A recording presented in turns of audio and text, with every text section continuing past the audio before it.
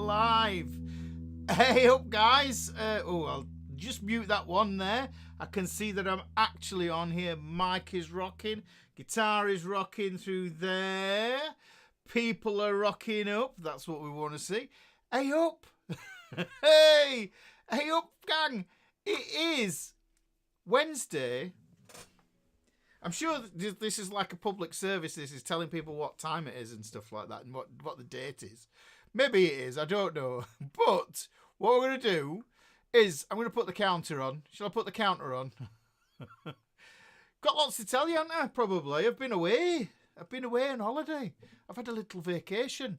So, yeah, it's Wednesday the 23rd of April, and we haven't done a live for a couple of weeks. And, you know, I did a kind of an impromptu one because the weather was absolutely horrible for one day of the 2 weeks that we were in Cornwall, which means we were very, very lucky indeed. So I kind of did a bit, but this is a proper session. We're back. We're all back, aren't we? We're all back.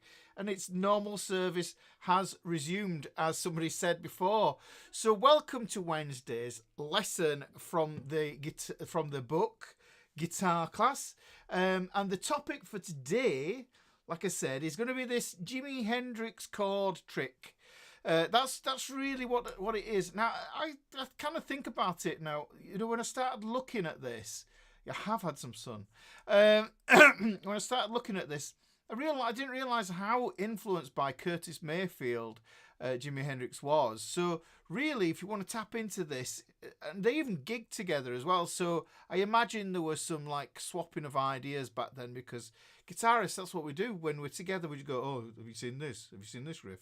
Have you seen this chord? This is my favourite chord." And you know, so I imagine that I've got this romantic notion. Maybe I'm romanticising it, but there you go. That's the way it is. So that's what it is. It is a lesson from the book. What's the book, you say, Ricky? What's the book? It's this. It's Ricky's Ultimate YouTube Guitar Lesson Book. 80 lessons in there. 80 lessons in there. And actually, if I'm not mistaken, Mrs. Ricky, she's up in the old crow's nest up there. Yeah, so not that she's a crow. I'm not saying that, all right? Ooh, she's going to eschew some glances in my direction later on. What'll happen is Mrs. Ricky will drop some coupon codes, discount coupon code, in the chat here today if you want to get the book. I've also got a coupon code as well for my Kickstart guitar course as well. If you want that, you can get that in the chat as well. She's going to put that in there, I think. She's got the links. So that's the book. It's 80 lessons. I've got the 80 videos along with it. They all link into each other. And really, that's the whole purpose of these Wednesday guitar classes, is so that I can take one lesson, hook it up to another one, hook it up to another one. That's what it's all about, guys. So it's like it becomes this enormous web of guitar knowledge that you have in your head. Right, you can see everybody rolling in there. Right, let's have a look. We've got 102 people here and 33 likes. Come on, guys, that's an appalling ratio. Get them thumbs active and let's see those likes going up. Let's do that. Thumb chords, my favourites. So we're not doing thumb chords. We won't be doing thumb chords. I'll try maybe, but I'm Stumpy Thumb, me. I'm Mr. Stumpy Thumb. Stumpy fingers, stumpy sausage fingers. Yeah, this is... So I use what I can. But the thing is, this isn't that kind of chord that you might be thinking of. Because there's a few things that you can think of for Hendrix chords. You can think of the 7-sharp 9 voicing that everybody likes. But... we're not getting into that. We're going to get into it's an inversion. If you want it to be fancy about it, we'll call it an inversion chord. So if you want the book, then what you can do is you can just pop over here. Look, there's a link there. If you want to pop over there, then that'll give you all the information you need to have about the book and all that good stuff. You can even scan that QR code, and I think it takes you there as well. Should do. If you also want to become part of my free guitar community, there's loads of awesome people in there. We talk about guitar. I'm trying to get somebody to post a picture of their dog because we like pictures of dogs. then join here. It's free. Just join and you know what I mean. Join in with the conversation. Share pictures of your guitar and how much you love it and everything else like that. Also, if you get the book, if you want the digital version of the book, then the videos are all in there in the learning section of the community as well. So everything's lovely and convenient. We like that very, very, very, very, very much. If you are interested in digging into all of my lessons on YouTube, there's PDFs for all of those as well. And those are available here in PDF Club. I think PDF Clubs are back. I've just uploaded 2 new PDFs. I banged one up today, and that's 12 pages. I didn't realise. I started doing it. I thought, I've got to include that, haven't I? I've got to include that. I've got to include that. So it's 12 pages. I think, personally, I'm going to say this, I'm biased. I would say I think that's great value for money.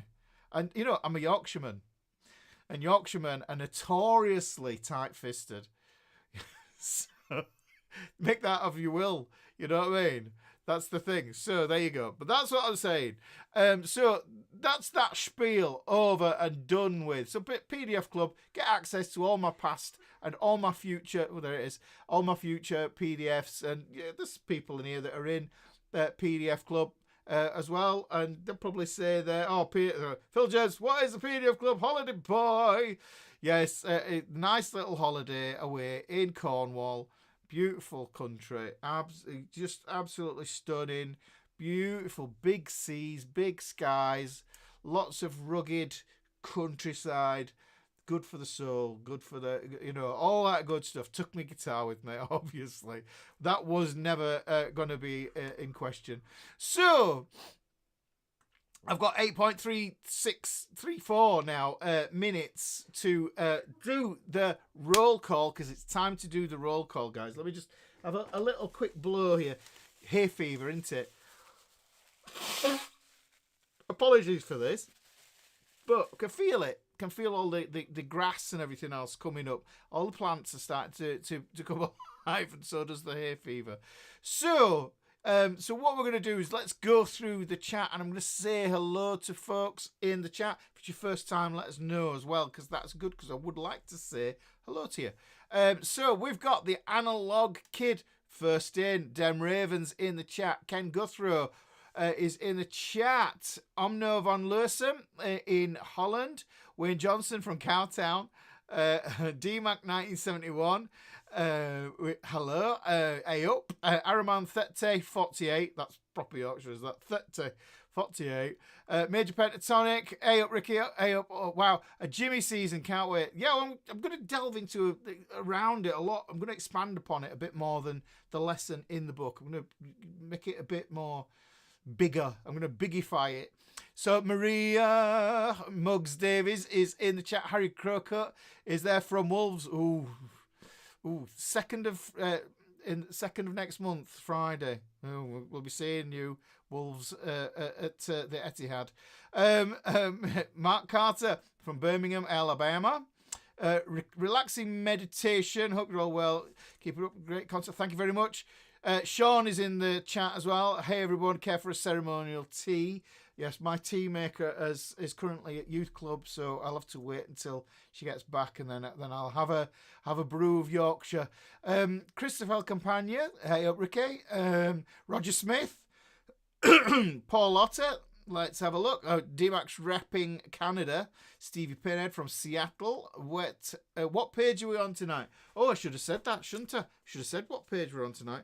We're on page 67, and it's lesson 61. Look, I'll hold it up there. I just shut my face out. You can see my scribbles on there. So that's what it is. That's what we're doing today. We're doing lesson 61, page 67. That is today's lessoneth. So, Doug Fuller's in the chat. We have got Fishy Fish is the Hendrix trick. No, it isn't heroin, I'm afraid. No, it's a little bit too Moorish is that stuff, so we stay away from it. Dale Sam, we've got JB in Poland, Mick England, we've got Angus McDonald in the chat. I had a wonderful break, thank you very much. David Doty and Breed, the family is back together again. Yes, the Frethead family is all back together again. That gent missed all of you. We've all missed each other, I think, by the look of it. You know, what have you been doing? I hope you've been practicing. So, Mrs. Ricky's put some notes in there, tell you what page we're on. Jeff Honor, Thunder Ace, my OG, Eyup How Do, Stuart Smith, Shauna TV, yeah, Ron Carrillo is in the chat, Robin Tate, normal service resumed, Rocket67, hi everyone, Phil James, I'd like to wish the Comiskis a very big welcome home. Hope you enjoyed your holiday. Much needed. Lawrence out from London. Or as we call it up north, the London. We're off down to the London. It's that traumatic an experience sometimes driving down there and getting into where you want to go.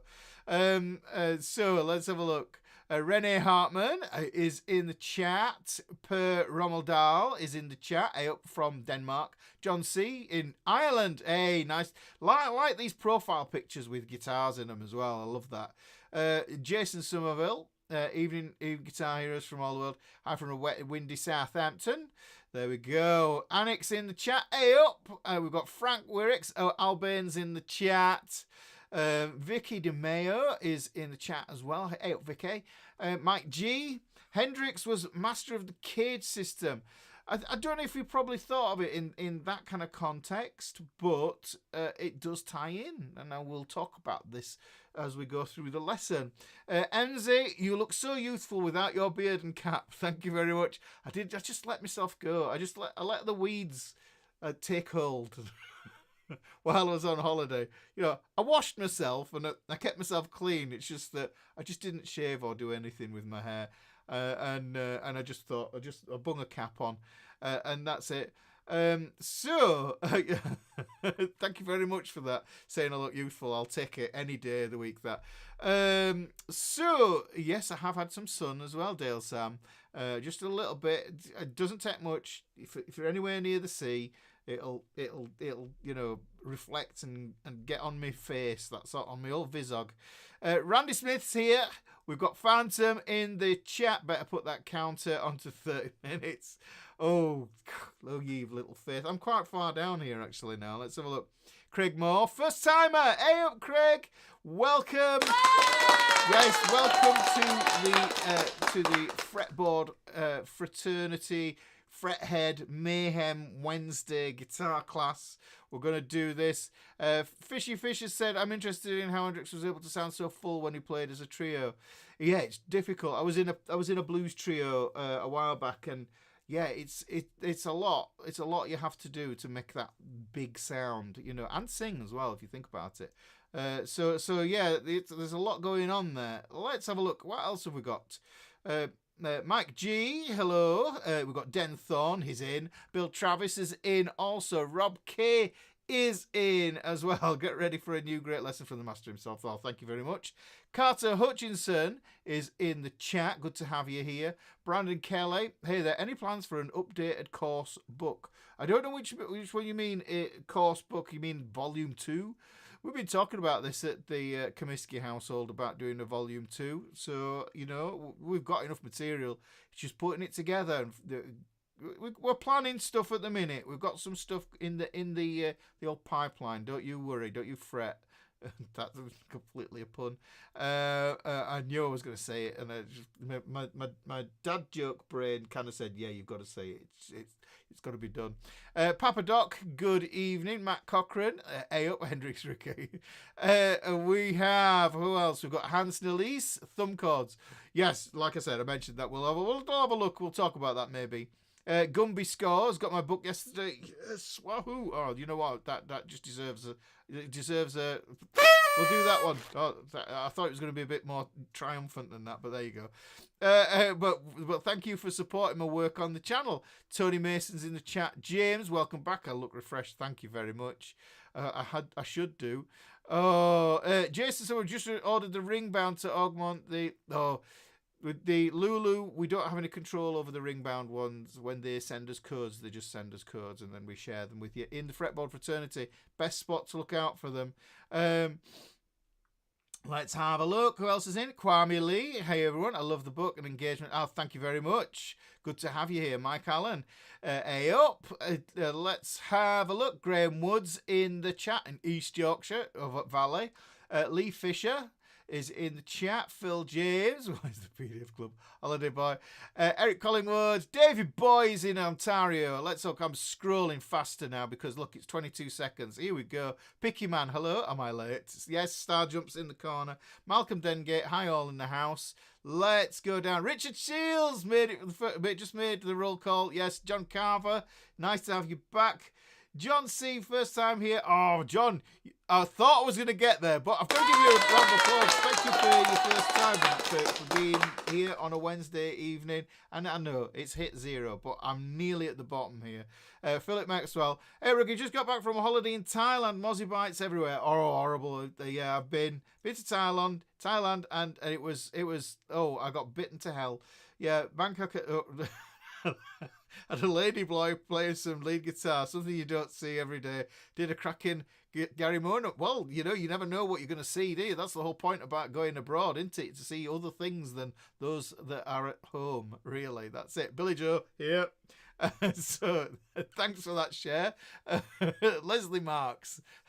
Good to have you here, Leslie. Let's have a look. Who else have we got? Carl Whitehead Holler from Spain. Hola, which could be from Spain. Let's have a look. David Boy, it's my first time watching you from a hospital critical care room. Oh, that's so. Oh, Davey, we don't want to. We want sending out love to you there, Davey. We don't have to kind of like wonder with you, if that makes sense, Oh man, because that's what it's about. We do this here, don't we? We kind of like. Oh, I wouldn't want to go through that myself. That's what I'm trying to say. It's horrible. So yeah, Davey. Sending good vibes and love your way, mate. RC Model Capers, originally from Bradford, but just started to play the guitar and also learned to set up my guitar properly. Good call there. You don't have your guitar or book with you. Oh well, you'll have to catch up later on. Dick Plump is there. He's just bought the book as well. Thank you very much, Dick. Welcome to the class. Let's have a look. Martin Rush in Leeds. Troy Dutch in Illinois. Let's have a look. Who else have we got in here? Mike Allen says I look marvellous. Thank you very much. I appreciate that. Take any compliment I can get. I'm 56, It's like you get past a certain age and it's like anything. You welcome it. So Richard Hall, happy you are refreshed and home safely. Thank you very much, Richard. Appreciate that. Steve K from Boston. I was going to do the Boston accent, but it's terrible. Mohan Kalarikal. Hopefully I said that right. This is Mohan from India. Paul B. Hello, everyone. K is in Chicago. Kevin, that is. Not to be confused with anybody else. It's Kevin. It says so there. And we have William Henning from in Florida. And we also have got to the end. Not too bad, actually. Not too bad for the old countdown. Come on, guys. You know what it's like. I get through these countdowns in like 45 minutes. It's 20 minutes now, so I've not done too bad. Right. As ever. Yeah, what I will do with this is generally what we tend to do with these lessons as well is we're cutting all the fluff out and then we're just keeping the core of the lesson and we're re-uploading that. So just watch out. If you see any big long videos, yeah, in the notifications that you get, because you are obviously subscribed and have the notification bell active. Yes, you have. Yes. Well, if you've got that, then you'll get a notification that there's a video gone up that's been uploaded, and then when you get that, then and you see that it's a long one, then you'll know that that's a repurposed live. So I've cut all the waffle out of it. I know people like the waffle, so we keep the waffle for the live stream. We love the waffle for the live stream. That's what it's all about. Tim C is in the chat. No, Al, you didn't get... No, I mentioned... Oh, no, Al, I didn't skip over you, did I? That's horrible. I feel awful now. No, Al, I hope you're doing well, sir. I hope you're doing well, sir, and I hope everything's going well with the future plans. So, let's have a look. Oh, Winston is rolled in from Wales. Popping in, we'll watch later. Going to watch the match. Yeah, there's a few on at the moment, isn't there? So, Lyle Collette is here as well. Late early here in New Zealand, done handstands. Wonderful. That's what we want. We want handstands, star jumps, the whole thing. Yeah, not keeping you fit mentally and physically. That's what the whole thing's about. So, well, there will be a multitude of different kind of licks and ideas we're going to add today. Yeah, we're going to add this today. So what I'm going to do is, without further ado, I'm going to start the lesson. I'm going to actually crack on. Yeah, we're going to crack on. I'll just take a sip of this. Fizzy Council Pop. Yes, that's what we call water out of the tap. But I put it through the soda stream. Who else? Oh, do you have a soda stream? The soda stream. I love the soda stream. I can't live without a soda stream. I like fizzy water. It's better. It's not boring. You know. So, and I should say that the PDFs for these long lessons, they're only available in PDF Club for now. Yeah, you never know. They might end up in a book or a little mini course or something like that. But if you want them, they'll be uploaded. I'll draw up some fresh ones for this tomorrow, and then those will go up into PDF Club and be emailed out to PDF Club. If you don't know what PDF Club is, then check out the link in the description below. Anyhow, Telefunken you're here. You're here, Martin Roche. You know, so that's the thing. So, right, let's crack on. So, like I said, this idea, right, well, look, the thing is, I think the interesting thing is to associate the technique and the chord ideas with a sound, yeah? And the core of it, for me, is all about this one.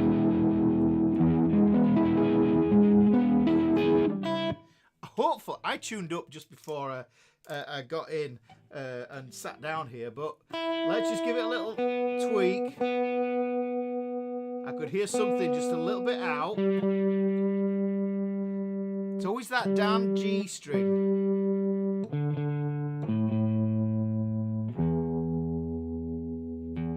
Yeah, right, okay, so this is the sound. This is the sound that we're after. Now, you might not realise, but this, okay, this is an E chord, right? Now, you're going, Ricky, hang on, that's an E chord there. But listen, can you hear? It's voiced differently, yes? So what we have is got this E chord here, and this is the whole thing. What I'm hoping that you have at the end of this lesson is a kind of a little playground. A little playground in E major, standard tuning, yes, Lawrence. This little playground that you will be able to muck around in, yeah, and just have a lot of fun, because it is a fun thing to play. I muck around in this all the time. I warm up in it and those kind of things. But I also, if I wanted to bluesify a song, I would change these chords. So you can actually use this to take normal songs. You could take an Ed Sheeran song, for example, and completely Jimify it. Yeah, so that's what I'm saying. Now, like I say with this whole idea, what I need to do is, somebody mentioned cage system before, and actually, let me just link it to the cage. I've got the old overhead camera on. The old overhead is on here. So let's have a little look over here. I'm going to switch cameras just over here. So we've got a fretboard here. Right. The first thing I want to do is I want you to understand what's going on here. And it really, what it is we've got a G chord. Now, this is what I think of this shape as being a G chord. And what we've got, now, I just want you to see this here. I've not written the rest of the notes in here. This is going to be a G chord. If you just play those three strings there open, the D string, the G string, and the B string, those notes create a G major chord, okay? Without putting anything else on, that's still going to be a G chord all day. Now, you might be used to seeing it with this configuration here. And what I'm going to do is I'll do it in the old Bob Dylan, what I call the Dylan G there. Yeah. So you can see that although that's a G chord there, right? What we've got is we have that chord under there. Now this bit here is going to become super, super useful. Yeah, so these are going to be super, super useful. Yes, we will, Maria. We're going to be playing these from the 9th fret, but let me just explain the shapes here so that you can transpose this idea to other chords as well. So it's not just a one-trick pony. You can put it in other positions as well. So if you know anything about how chords and triads are formed, then which I talk about a hell of a lot on my channel, you know from the master triads that what happens is it goes like this. It goes root, third, fifth, right? We've got this little thing that goes around like this when we do the master triads. If we started on the root, this is going to be called a root position triad. If we started on the third, it would be a first inversion triad. And then if we started on this fifth, then this would be the second inversion, right? So really we have these three here, and it just goes round and round in this, does the master triads. And you can see here that pattern actually forms itself here. Look, root, third, fifth. If I go from the third, I get third, fifth, root. Yeah, third, fifth, root. If I stop here, I go fifth, root, third. Yeah, fifth, root, third. You can see I get that A shape there. Now, that's as amenable as it really gets, because you're going to be hunting around for the fifth, which would be there. And that gives me that variation chord, which is the Oasis, what I call the Oasis G.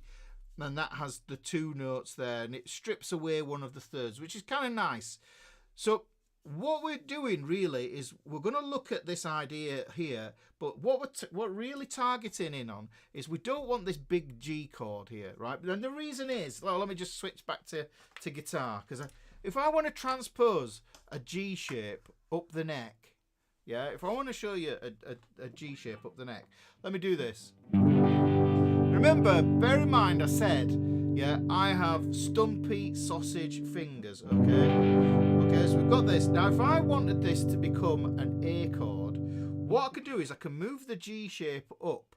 But what I have to do is, remember, really, the head note acts like a capo or a finger, which is the same as a bar, okay? So if you think about it, I could kind of do that, which is unnecessary.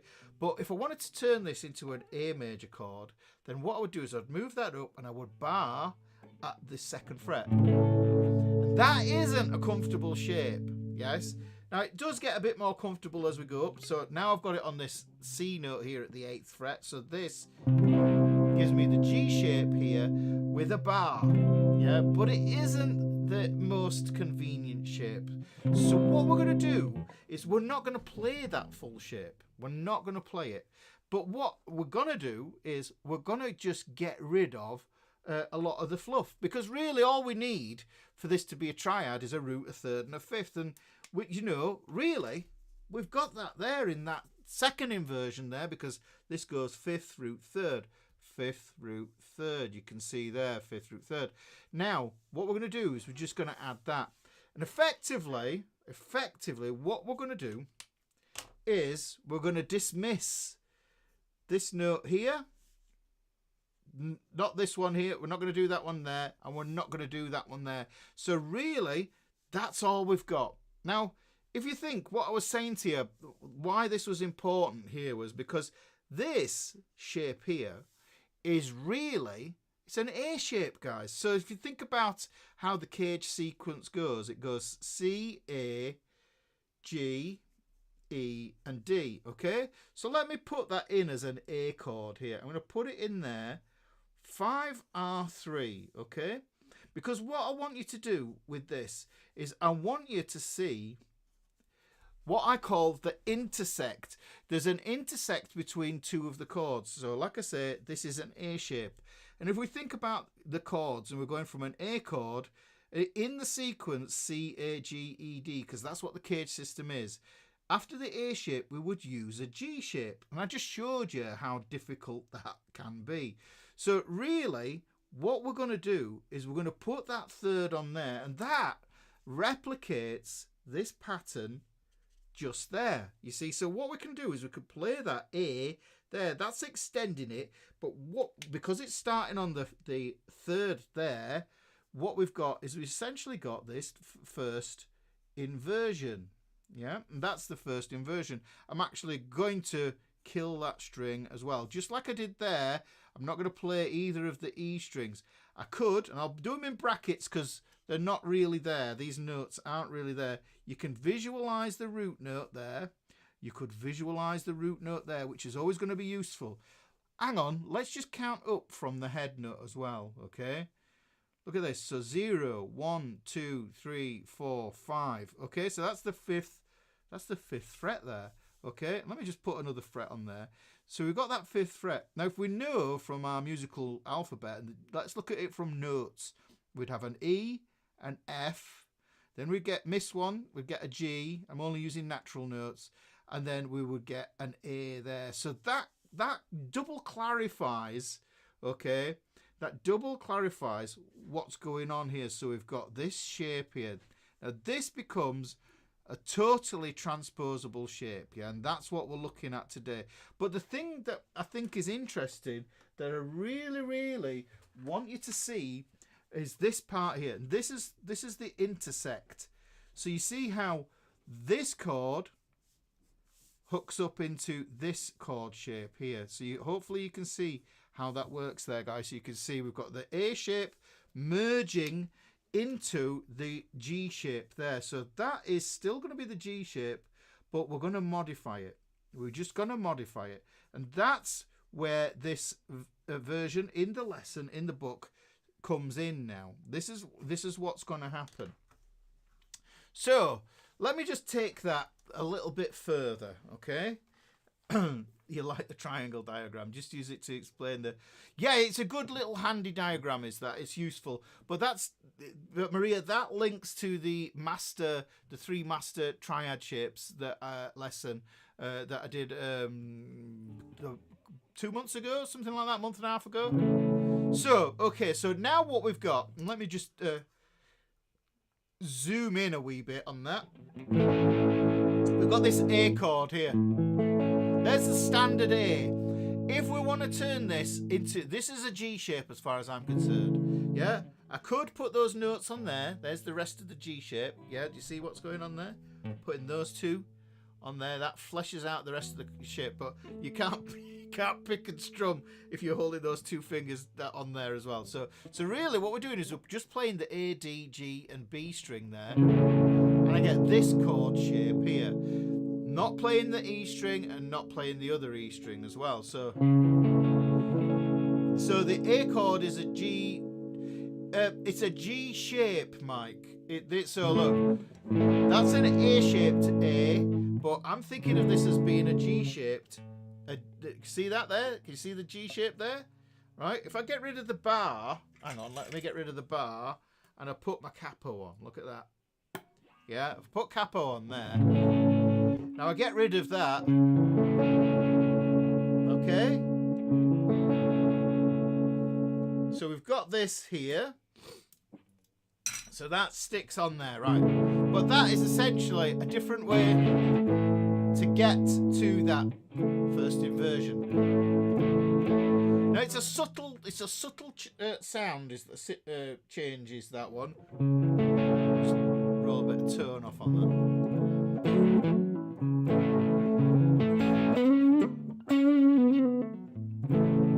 Looks like one of my cameras is going on me. Are we all right there? Okay, so look. So we've got this A shape. Oh, there it is. It's back. Right, so we've got this A shape here. Now, what we can do is, just because we know that chords move like notes, yeah? That's an A, okay? I'm just going to use my first finger to hold down those 3 notes. I'm holding down the 5th, root, and the 3rd, the 5R3 chord. There. Just because chords move like notes, that's an A. So if I move it up a whole step, that's going to be a B. But look, if I turn that A shape there, instead of just having 3 notes there, what I can do is I can bang that ring finger on. I'm arched over. I'm holding that little partial bar down there. If you find that tricky, then what you can do is, you notice my thumb. Get my thumb over the top. So do that there. It's whatever's comfy for your hands as well. But look at this. What we're going to do is, hang on, that's probably better. Yeah, that's a bit better view. Right, that's a B. Now if I move it up here, I'm going to get a C here. There's a D. Look at that. I'll just move up the chords. A, B, C, D. Apply that shape there. Put that shape on there. Now I'm going to do is I'm going to move it to the destination chord for the lesson, which was this E at the 9th fret that Maria was on about. Okay?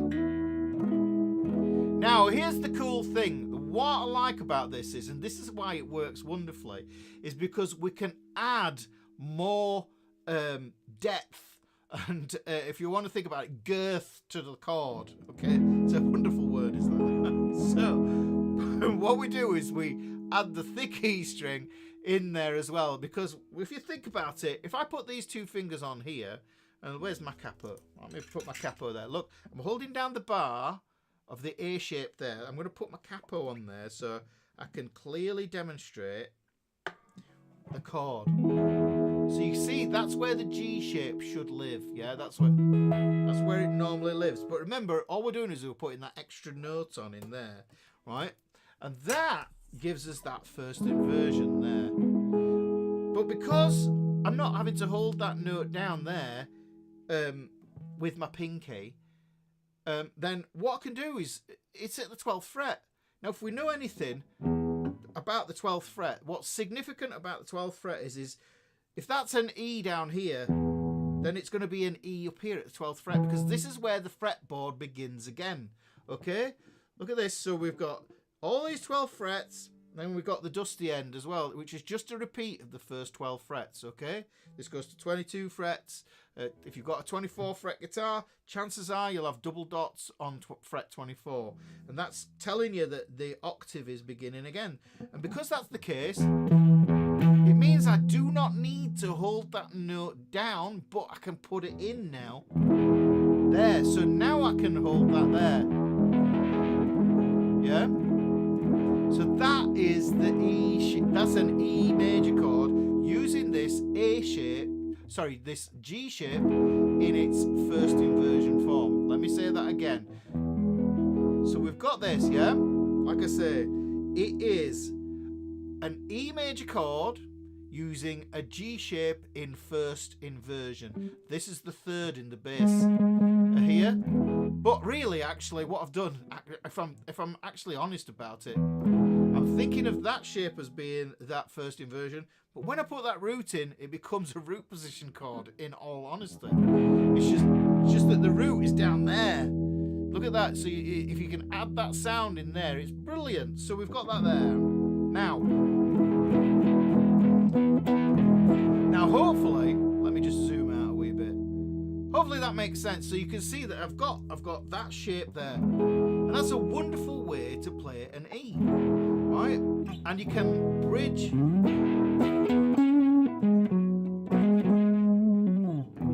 down to there with it. There are other E chords in between that you can go to if you want to. Now, what we can do with this as well, what I think is interesting, which means I've got to go back to the I've got to go back here again. Now, because this is a major sound, okay, because this is a major chord, okay, watch this. So that's my root note. That's also the root note for my pentatonic scale. Yeah, so look, if I start from there, yeah, and that's actually my major pentatonic. You know the major pentatonic sound, you should have it in your head locked and loaded, because it is the riff from My Girl. Yeah, so you got that there. Now if I just carry that on, yeah. Now, some of you might be thinking, well, if you start on your first finger, then what happens is you get box 1 of your minor. So that's telling you what your relative minor is, and that's also the root note for chord 6. Because it's chord 6, you can see it as being a minor as well. There, look. Look how close that is to that. There's E. There's C sharp minor.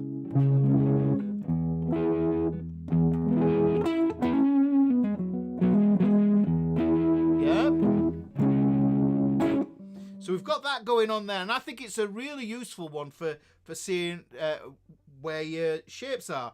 But what's convenient about this is we have a lovely open E drone note.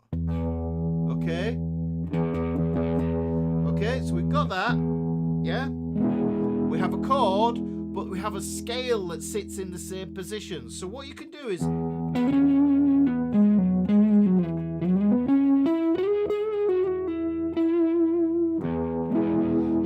chords, you can play the bass note, just keep refreshing that E string just to keep that tonal reference, that tonal center.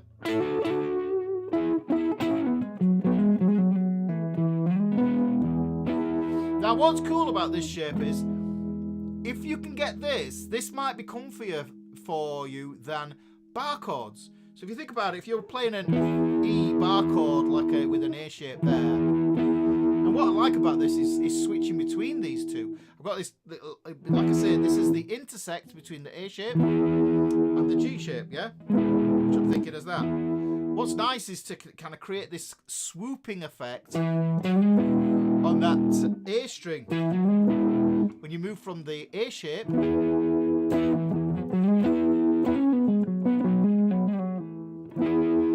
that's very straight sounding. I think that's very kind of solid, dependable major sound, but when you do that inversion, it just sounds a little bit more lush, a bit lovelier. Yeah, so we've got that going on there. Oh, hang on, we've got to stop. Oh, thank you very much, my darling. Here we go. Oh yeah, Yorkshire tea. Yeah, so we've got it in a custom mug there with the A major pentatonic autopsy lesson on that. Super cup of tea. Eyup. That's actually my first cup of tea all day, you know. It's a beauty. Thank you very much. I've been that busy catching up. But there you go. So thank you very much. Cup of tea, Miss Ricky there, giving us a brew. So we've got this going on. Let me just zoom in on that, guys, so you can see what's going on. So plonk that in there. How long to steep the tea bag? Long enough for it to be quite dark. Yes. Now, because we've got this scale underneath, yeah, then what we want to do is we want to utilize it as well. So we have this chord as a north star to help us to understand where we are, yeah. But what we're going to do is we're going to implement the thing that I think that is the biggest takeaway that that Jimi Hendrix took from Curtis Mayfield. Yeah, and I really do think that it if you listen to Curtis Mayfield, you'll hear it. It's that soulful sort of strumming idea. What it is it's hammer-on double stops. So what we're doing is we're taking two of the notes from the scale. These just happen to be at the 9th fret. So let's look at that. I'm going to use the 9th fret on the A string and the 9th fret on the D string there, and I'm barring across. And then what I'm going to do is I'm going to hammer that third finger on that same spot where it was going to do where it was going to go for the G shape here that we have, this new chord shape. Yeah, so I like doing that thing there, going from the second to the minor third, the second to the major third, and then playing that E chord there. But what we could do is we can hold that double stop there and hammer on the upper string. So the double stop is holding two notes down, but it isn't the lower note we're hammering on to. We're hammering on to the more bass notes. Yeah, so this is more treble, this is the bass note. Now it's a subtle little movement. Can I get my camera that way? Hang on, let's have a look. There, that's probably doing it. So you play the double stop like you would do a power chord, and then hammer on with that third finger.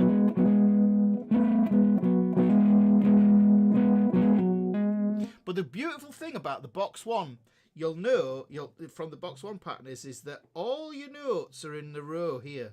You've got a full row of notes across the fret. There's no jiggling about, not like here where it goes 12, 12, 11, 11, 11, 12.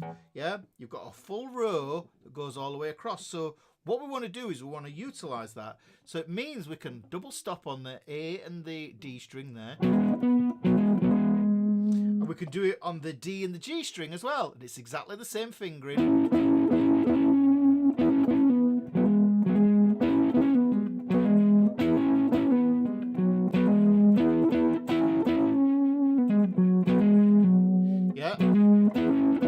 Now, when we get to this part of the scale,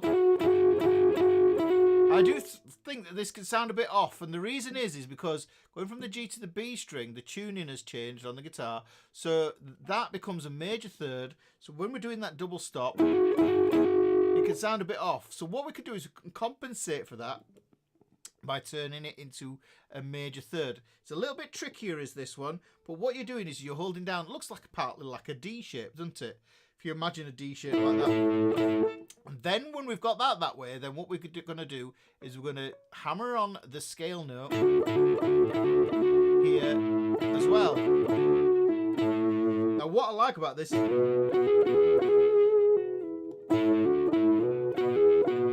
it moves up a whole step, does that idea there.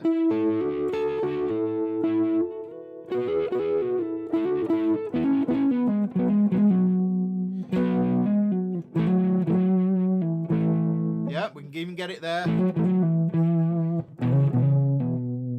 So it will work, this idea.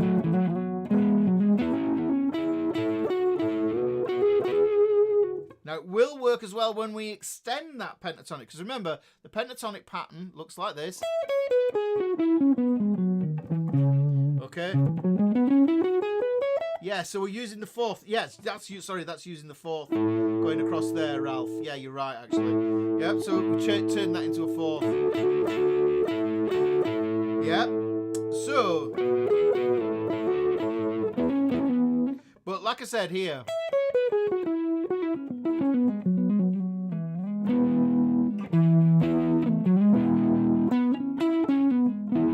we've got that going on there, right? But what I like is, and if you've seen the lesson I did on extending your pentatonic, for me the most important part of extending your pentatonic first as a beginner is just to take this little, the House of Blues lives here. Yeah, but look, we get this little rectangle here. And because we get a little rectangle, we've got the fourth and we can hammer on.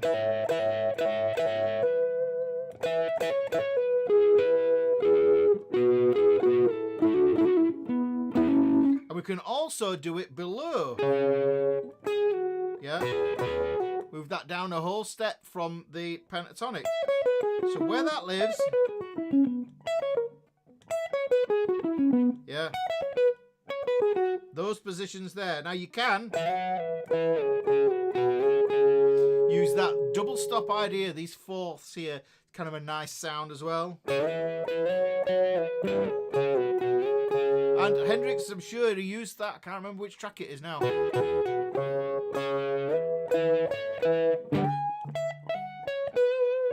Yeah, so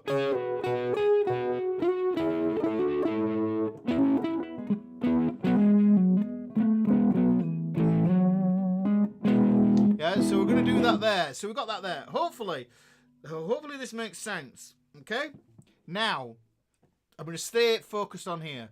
Right? Now, what I want to do is I want to turn my attention. Now, I'll go full view. Now, what I want to do is I want to turn my attention, instead of just thinking of it as just a single chord in E, what I want to do with this is I want to think of this as like, okay, well, I'm playing in E now. Yeah? Because this pentatonic is dictating that.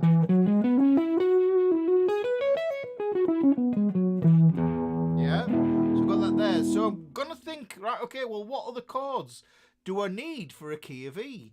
And then the most obvious ones for me are gonna be the 1, this is of which this one is, the 4 and the 5. And if we look at that, let me just bang this over on here onto the paper. The pictures come back up on this one. I'm going to do this in the key of E, so I'm going to have E, I'm going to have F sharp minor, G sharp minor, A, B, C sharp minor, and D sharp diminished wobbly bob. But the first ones we're going to look at are these ones here. This is 1, 4 and 5. Okay, we've got 1, 4 and 5. Those are the primary triads. Then what we can do is we can look at 2, 3 and 6. That gives us a secondary triads. And like I say, we have wobbly bob the diminished. There we go at chord 7. But let's look at E, A and B. And the thing that I was saying is if you struggle with bar chords, then a single finger bar chord that's only holding down 3 strings is easier than trying to hold down 6. Okay?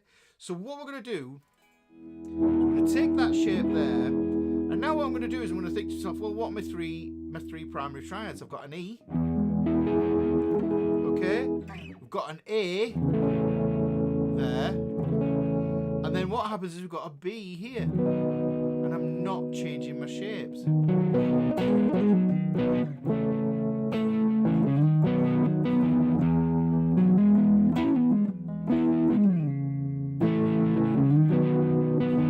Now you can hear I've got an effect on here. I've got some sort of tremolo univibey thing going on there. And then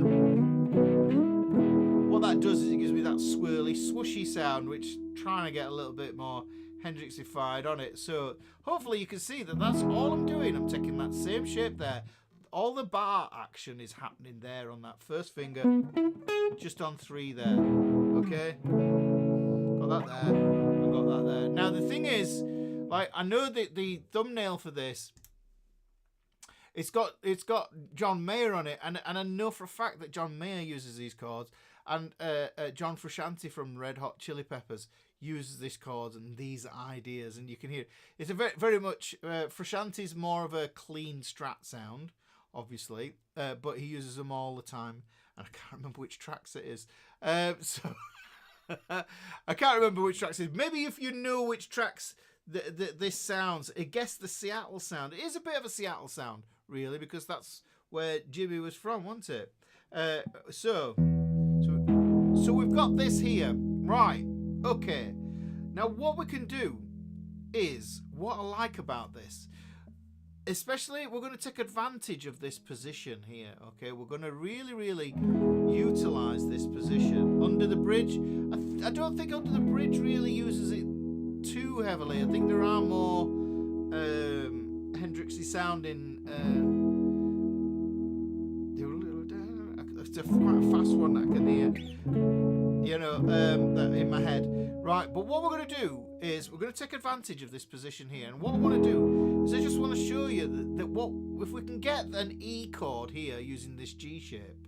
What we can also do is if I just take this shape here and put that over there. Now if I take my bar off, can you see what shape that is? Can you see what shape that is there, guys? Put that in the chat if you know which shape that is. Yeah, so you can see where that is there. We're adding this to the mix as well. Okay? Now what I do is, because, just like the E chord, yeah, because that's at the 12th fret, that shape there, it is it coming in? There's a bit of a delay. C, yeah, we've got the first one. So that's a C shape, yes. So we can see that C shape with the bar underneath it. I'm still thinking about that G shape, where that lives as well. So that's why I'm keeping that first finger in place. So if I take that off, yeah, I've got an A note, which is the root note for my chord. So really, this is an adapted C shape, yeah? So we've got that going on there, and I'm strumming from the A string. I'm not hitting the E string. I'm strumming down the inside 4 strings there, and this gives me an A. Yeah, so listen, I can go from an A to an E. Really simple now.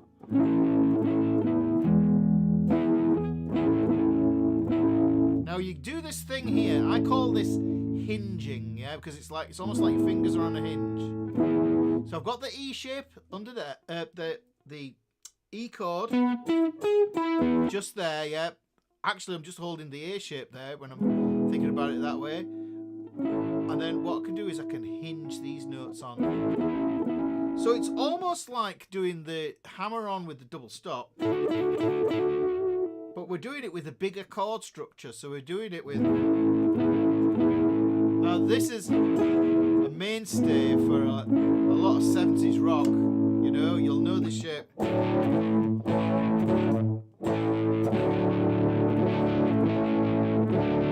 It's in a lot of stuff. Yeah, it's so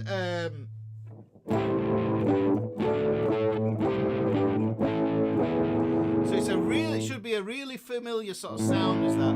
But the whole idea is to access this A major chord here, but using a completely different shape. And just to prove it's A major, let me just play. Yeah, Doobie Brothers, that's the one. That's what I'm thinking. But I'm having a bit of a brain fart on artists here at the moment, guys. So look at this. There's so many uses it.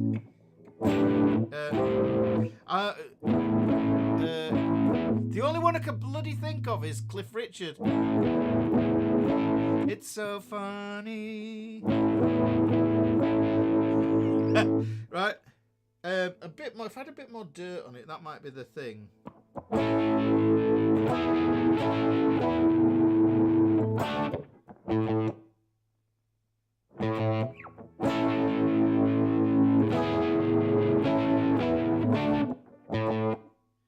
Yeah, so let's see what comes back on that. Okay, so there's loads of bands use it.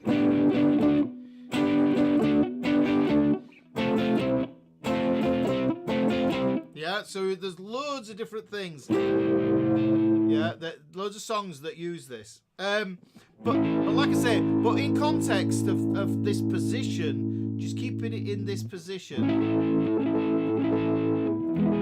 There's an E, there's an A. Now, if I want to, because this is an A, I can transpose the whole shape up a step and I get a B. But I can't play the A string because that's the root note of the A. Yeah. But if I can get a little note plus to there, and it's just the triad that I'm getting there.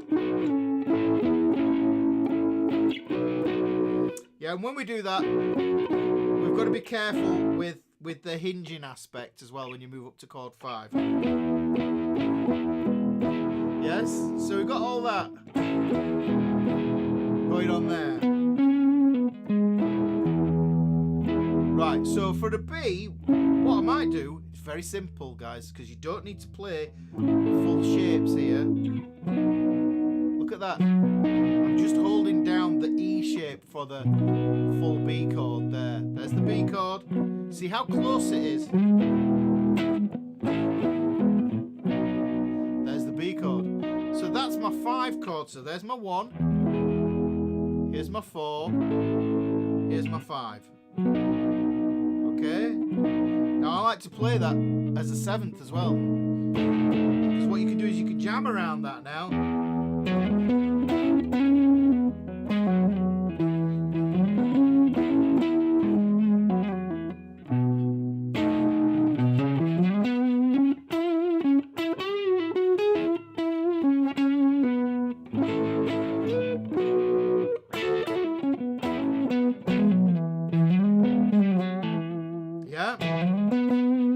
Okay, so can you hear what's going on there? We've got that going on there.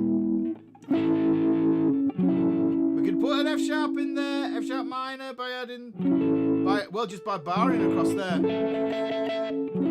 Yeah, there's lots of stuff we can do with it. Okay, so there we go. We've got that there. Now, where was I going to go with this one? Other hinging shapes. Here's the thing. This shape here, we can reutilize this again because the beautiful thing is it's almost like the F sharp minor, yeah?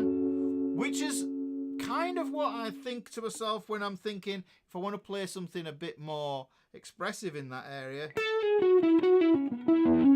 I highlight the minor shape there. This is an A minor shape. Okay,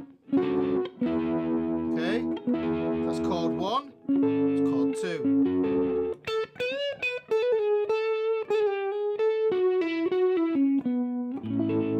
So I can add that in there, and that just adds a little bit more complexity. But if you want to keep it simple with the pentatonics, so we get all that business going on there.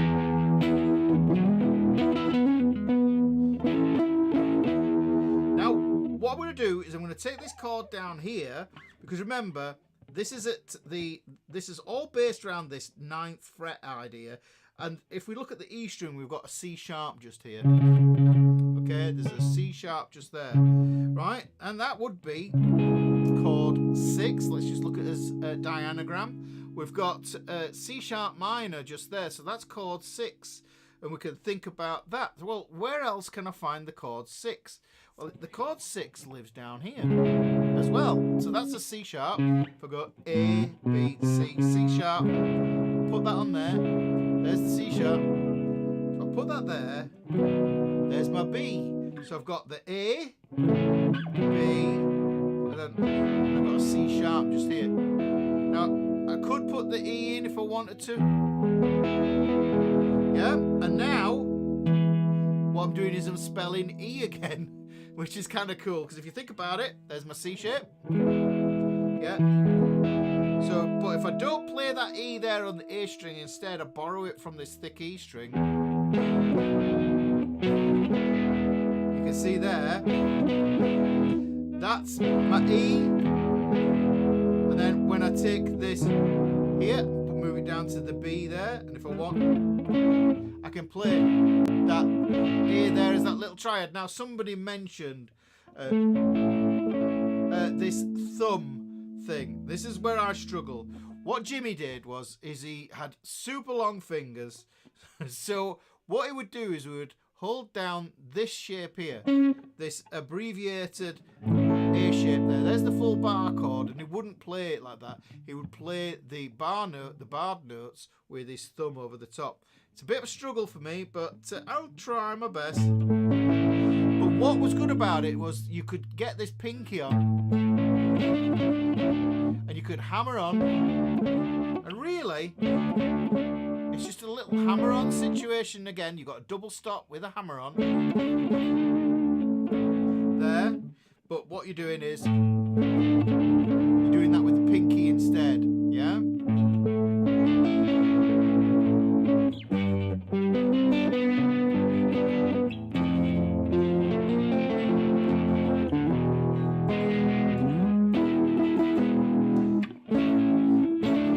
But you can cheat.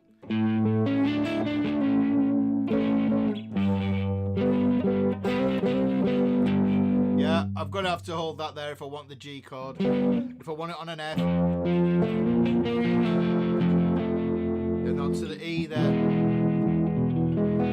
Now, what's cool, and this is where this pulls in. This pulls in as well from which lesson was it? It pulls in from another lesson that we can add to this idea. There's a lot going on here. So we can pull into this from page 63, lesson 57 in the book. Yeah? And what that does is that shows us, yeah, this is what I like to do, is I like to take lessons and I like to connect them. Yeah? This is all, ooh, is it going to focus? Key of E major. It's not focusing. I know what it is. It's because it's zoomed. That's what it is. Right? So the thing is, that's the page. Key of E major. Now, I like these chords because what we can do is we can lose all of our bars. Okay? Yeah? Add your pinky on the B string and you have its relative minor. Massive fingers. I got sausages. Same here, Maria. Okay. Let's have a look. So the guy is that A chord all the time. Yeah, I find it hard with these chunky fingers. Yeah. your pinky. Oh yeah, you're going to have minors and things like that. Yeah, so there's a way that there's lots more shapes. Okay, Den's leaving for some food. That's all right, Den. So we've got that there. You know, and then that little hammer on. Now, if you can bar across there, you can hammer on the same fret there as where the third finger is. So you can see those are the positions. So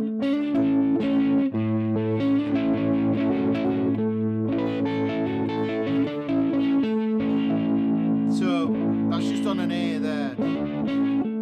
But that's if you've got the thumbs for it. If you've got the thumbs for it, you're gonna have fun with this idea here. But what I wanted to show you was you have another E here. So let's connect those E's up. So we've got this normal E here. We've got an E here.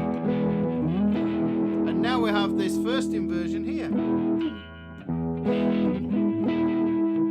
But it's really a root position if we add the thick E in as well. So we need that to define the tonal centre. Right? But what I was going to show you was, like I say, from page 63, lesson 57, which taps into these chords here, guys. We're going to tap into the majors and the minors. Yeah, we're going to probably leave that diminished out of there, wobbly bob. We'll see how we get on. But the idea here now is to create some textures.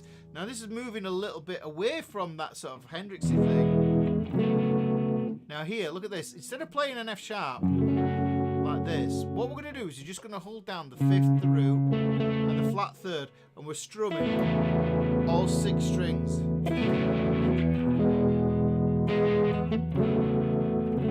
Okay, now I've got G sharp minor, which would be here, the 4th fret. But I'm not going to play it like that. I'm going to play it like this. Yes. And then I can move lovely to my B chord there.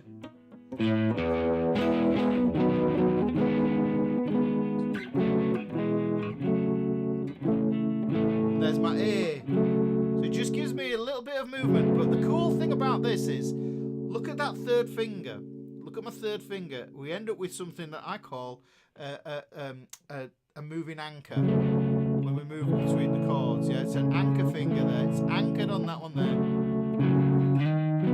And then you see, that's why I call it a moving anchor. Sliding anchor up there, moving to those shapes. But these open strings are cool because if you think about it, yeah, this E is the tonic. The root note for the E major, the B is the 5th, and the thin E is another root, or a tonic. So essentially, we can strum all 6 strings with these shapes here. Play that there, or I could even just play an E shape there, and then pull myself back into the E just up here. So it's really interesting.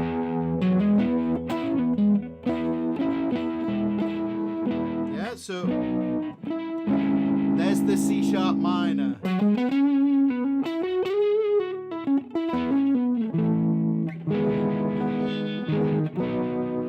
See what I'm doing? I'm just integrating those sounds into that as well.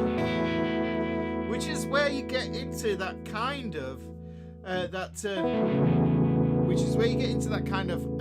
John Mayer-ish sound, yeah, because I know John Mayer uses these kind of open string chords in there as well.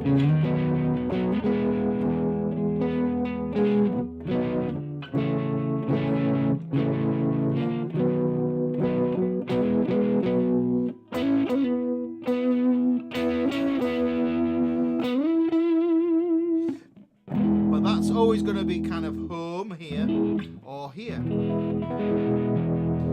So that's pretty cool. Now the cool thing I think as well about this is if you're getting into the blues territory, we've got these hinging chords here, we've got these open string chords here, and then what we can do, which I personally I think is a wonderful sound. This is something called, well, it's a kind of a classical thing. It's called a tierce de Picardy. And basically what happens is, this is all major, okay? This is all major. But what I can do is I can shift. And this is a kind of a critical move here. You see where my pinky is there? Right? That's where I'm going to move my box 1 pattern to. So there you can see I'm in the minor blues, in minor pentatonic here. This is E minor pentatonic, yeah? And I'm shifting to the major pentatonic there, but I'm using the same box pattern. So I could be playing something here, and I want that mixture between the major and the minor. So what I do is,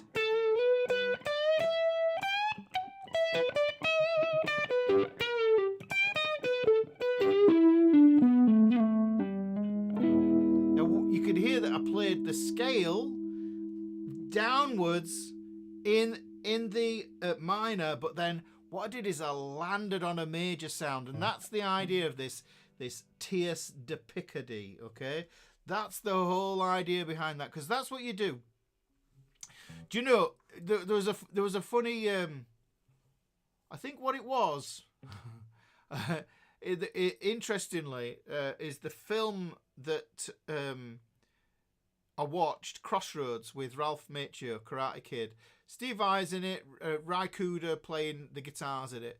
But there's a scene where Ralph is playing this kid, and he's studying at Juilliard, playing classical guitar at Juilliard. And what he does is he's playing his classical piece, and then right at the end, for a cadenza, he plays like some blues, yeah, and then he ends on the major chord for the tune.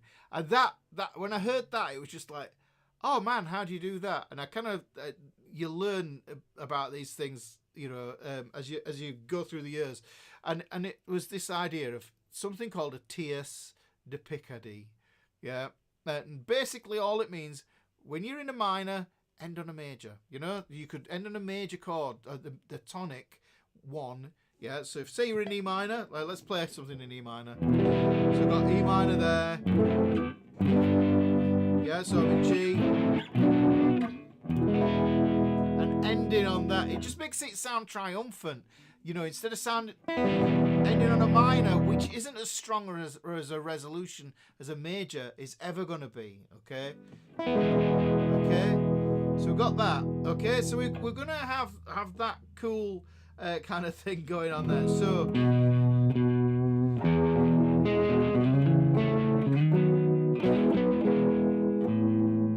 I'm on the A there, so let's pull that in. I'm going to pull the C sharp minor in there as well. So I can incorporate the chord. Yeah, and then I'm going to go to that B there. I can elect, let me zoom in. I can elect to Hendrixify it with the thumb over the top.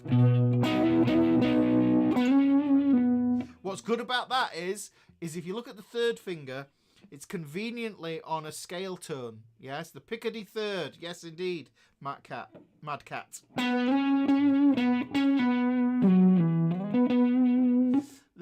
The minor fall and the major lift rocket. That's what I think. That's what it is. I kind of think of that. It's a strange lyric, isn't it? But I think that refers to chord 4 really in the key. This is a tangent. If you've got chord 1, chord 4, chord 5 in a key, there's chord 6, chord 3, chord 2, and I'm in G major here. What you can do is on chord 4. You can actually go down to chord, the minor on that chord, so you can change it. You can substitute it for a minor sound, and Creep does that, you know.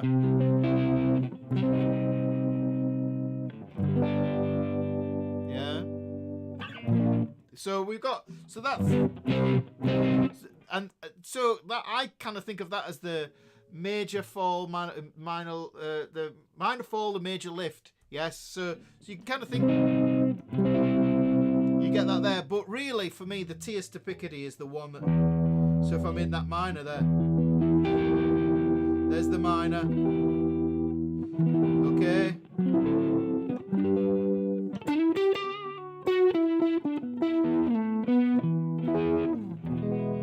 And then that major, just ending on the major, just gives you a really nice twist to it.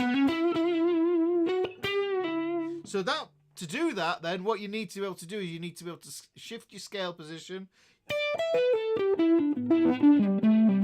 You could stay in the same position and play box 5 of the pentatonic, but it's easy to just add that same box 1 pattern that you know and love, yeah.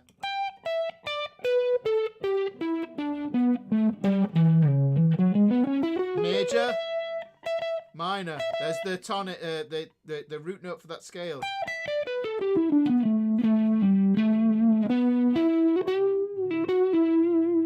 Yep, so, and you can find little spots where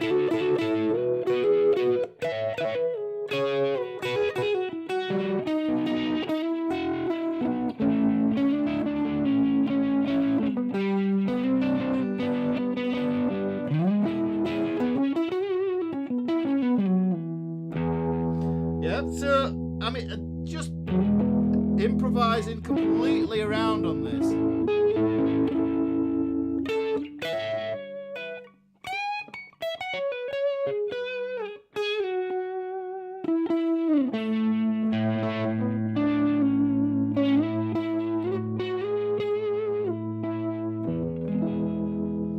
So we can add all sorts of stuff like that. Okay. Right. Where are we at? I think I've... Do you know what? I fired through the intro so well, it feels weird. I feel like we're barely into the session, and I've pretty much... I don't want to over-egg this one, guys, because there's a lot going on in it, and there's a lot to digest, yes? But the main takeaways I want you to understand is, really, yeah, we're looking at this chord here, and like I said, this will be in PDF Club as well. I'll put the original up.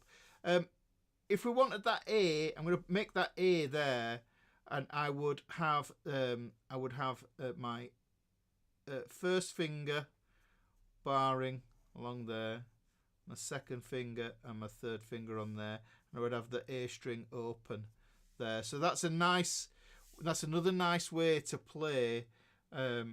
That's another nice way to play the A chord there, guys. But it's still just tapping into that same idea here. And what's cool, and this is what I was going to finish on with this. And I think it's a good one to finish on, because what I wanted to show you was it's like this idea of connecting all the chords. I think this is a good nugget to take away. And I'll zoom in a bit on this. I'm going to play the C major chord, and now what I'm going to do is I'm going to bridge that idea. I'm going to bridge that idea that I had now with a C major chord. There's a C major chord. Now this is tapping back into the cage system, and this really does reveal the cage system a lot. So this is one, right? So that's the C-shaped C, okay? We're going through the caged acronym here on this, so the C shape, okay? Then what we're going to do is we're going to look at this finger here. The C and the A shape share their root note there, so that would be the root note for the A shape, which we play here. Okay, we've got that one there. Now, what we've learned so far is we've got this C-shaped C, we've got an A-shaped C, and now we have a G-shaped C. So look, We're visualizing that note there because we're going to need that in a moment when we move up into the next shape in the cage system. But now we have this shape that we can bridge, so we don't have a gap chord-wise in between there. Look.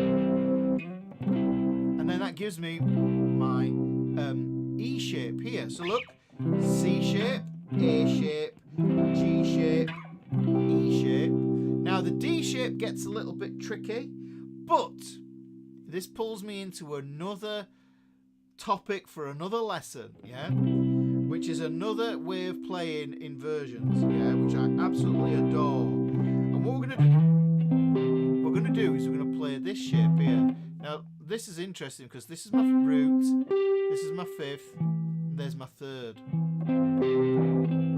Yeah, so what's going on here is I've got my full triad there, but I'm not playing the A string. Really, this is borrowed from the D shape. You see, there's the D shape. If I play that in first inversion, you know that as this chord down here.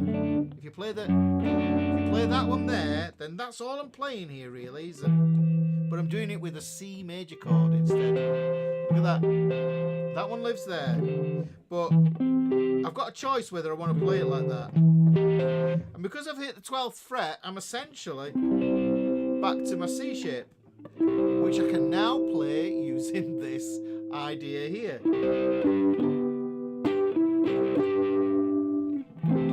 But now I have this version of the C here, this version of the C here, and I'm thinking of this as being a D shape. So this is a D shape open triad, yes indeed. You can play it like this as well. That helps.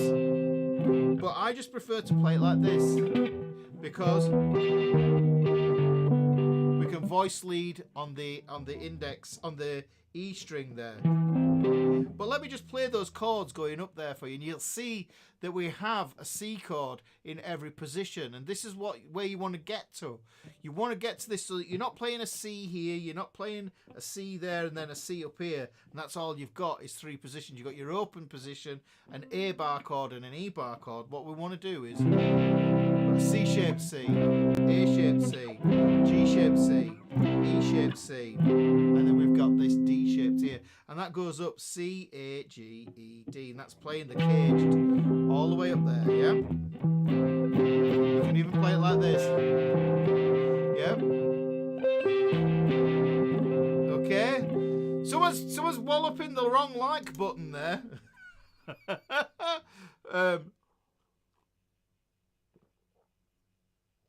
Give it a wallop, yeah? So we've got this going on here.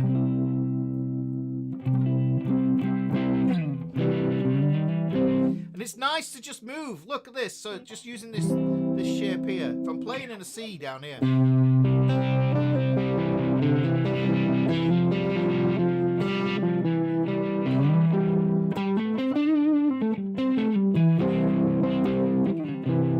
I can use that shape now to get to the G shape from the C shape there.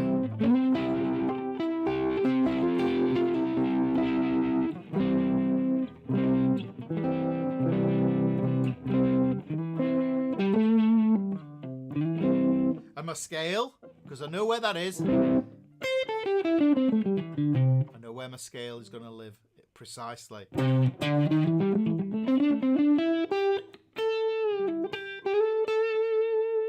Yeah?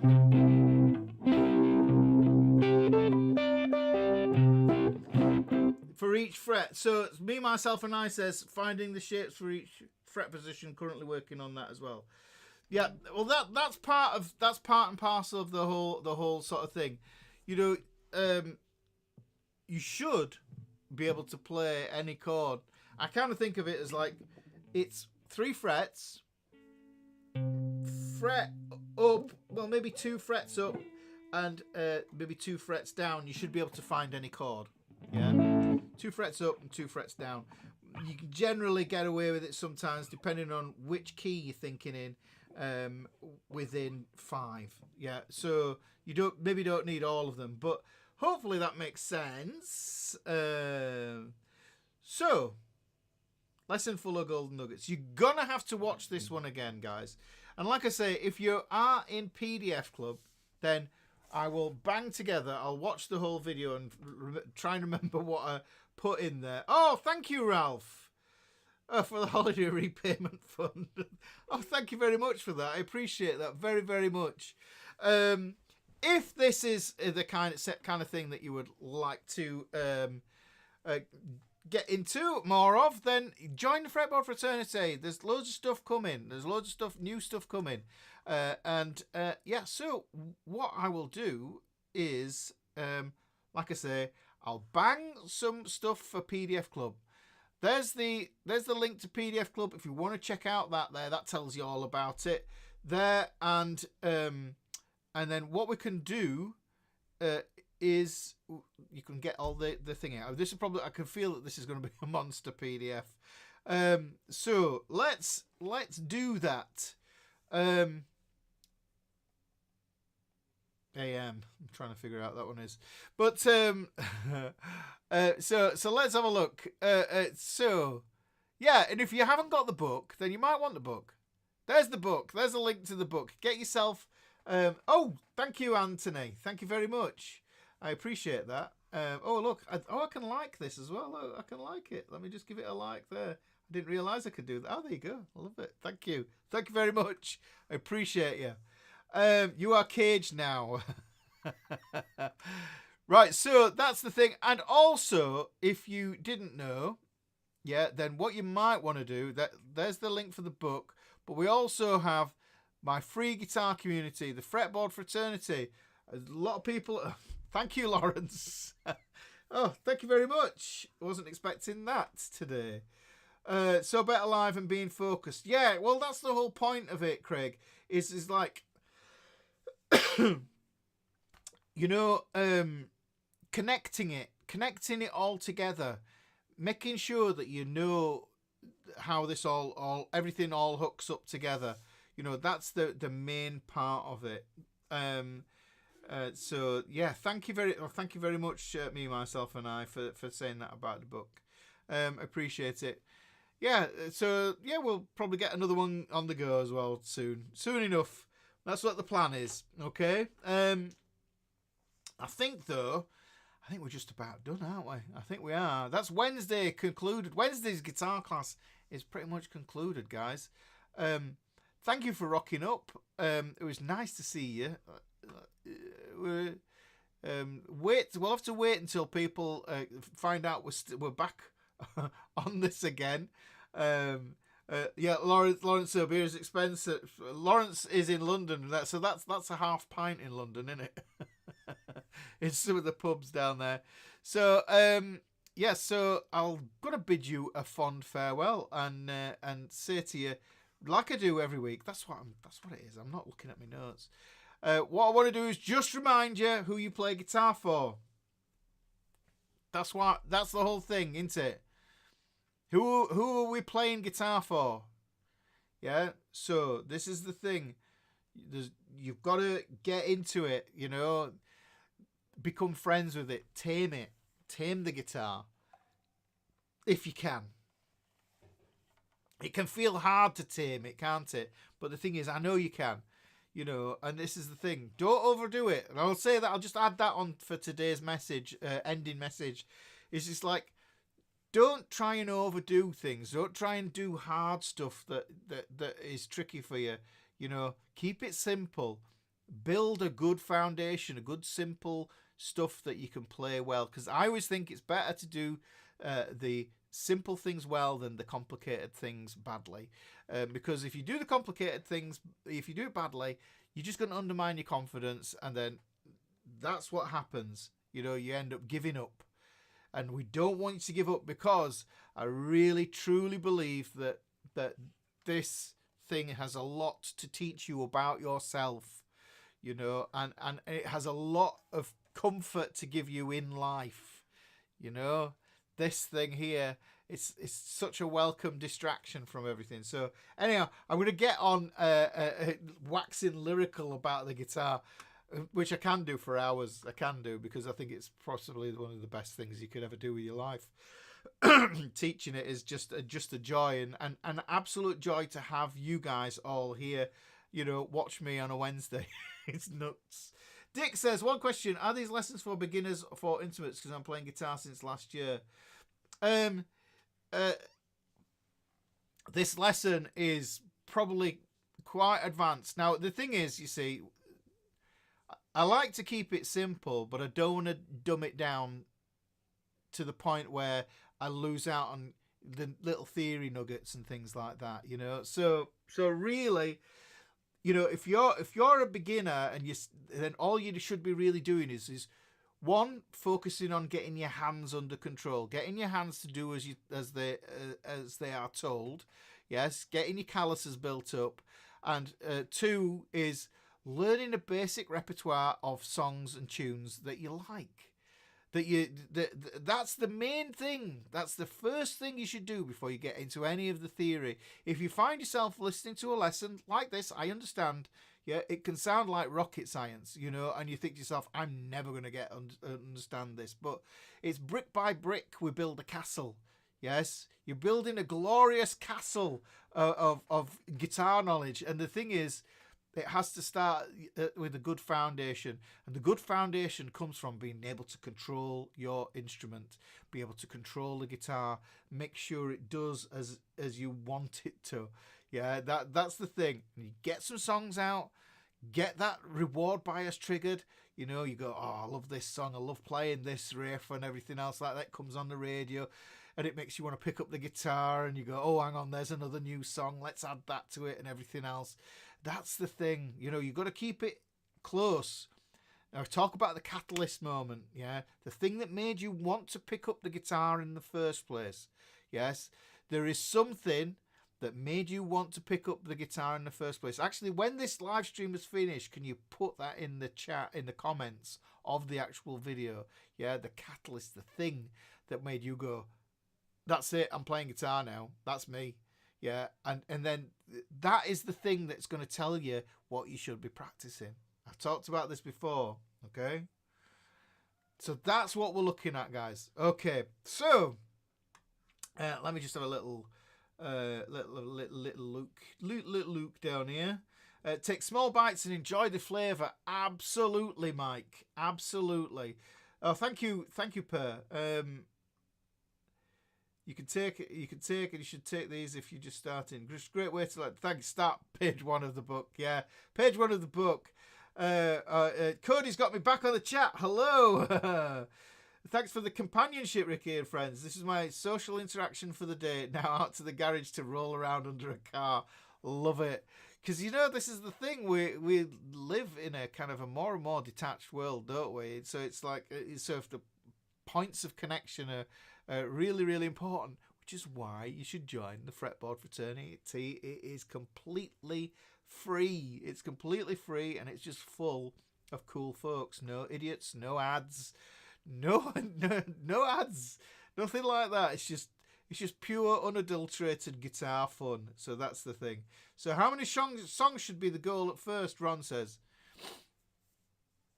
I always think you could write a short list of 10 songs that you like. Okay. Write a short list of 10, and then whittle it down to 3, and then find the resources you need for those 3, and then what you should do is learn the easiest one first. Yeah, make it easy on yourself. Don't think to yourself, all right, okay. You don't want it to feel like you're entering the arena to fight a bull.